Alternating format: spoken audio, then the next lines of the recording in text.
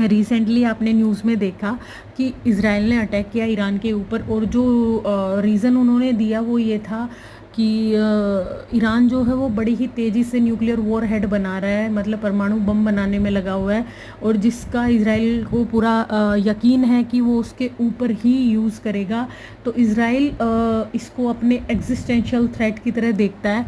तो उसने ईरान के जो न्यूक्लियर ठिकाने थे उन पे अटैक किया, ब्ला ब्ला ब्ला, और भी जियोपॉलिटिकल रीजंस हैं बहुत सारे। और आपने ये भी देखा होगा कि हमारा पड़ोसी जो मुल्क है वो भी हमें time to time nuclear threat देता है। तो बात करते हैं आज ये न्यूक्लियर बॉम्ब है क्या। तो ये सबसे पहले मैं बता दूं, एक यूएस के साइंटिस्ट थे, उन्होंने बनाया था ओपनहाइमर, जे ओपनहाइमर करके नाम था उनका।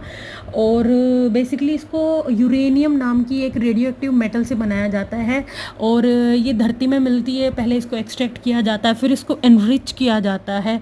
एनरिच करने का मतलब ये है, ये दो फॉर्म में मिलती है। तो इसको, इसकी जो यूज़ करते हैं वो फॉर्म होती है U235। तो उसको हम एक्सट्रैक्ट करते हैं, उसी को बोलते हैं हम यूरेनियम एनरिचमेंट। तो उस यूरेनियम से फिर हम अपने न्यूक्लियर वेपन्स बनाते हैं। तो ये न्यूक्लियर वेपन्स होते क्या, अगर हम बात करें तो ये एक टाइप के बॉम्ब या मिसाइल बोल सकते हो, that uses nuclear energy to cause explosion. वो न्यूक्लियर एनर्जी वो कहाँ से आती है, वो न्यूक्लियर रिएक्शंस से आती है, जैसे कि फिशन है या फ्यूज़न है।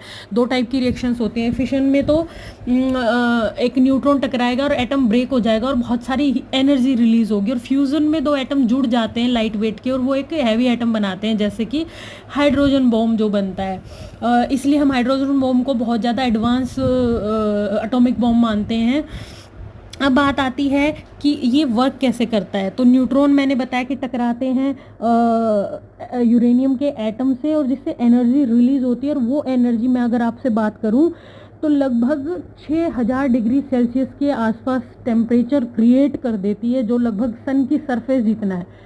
ध्यान से सुनना, सन की सरफेस जितना टेम्परेचर है। तो सोचो उस पर हमारा हाल क्या होगा। अगर मैं बात करूं 1 किलोग्राम यूरेनियम जो है वो लगभग 27 लाख किलोग्राम कोल के बराबर हीट रिलीज करता है।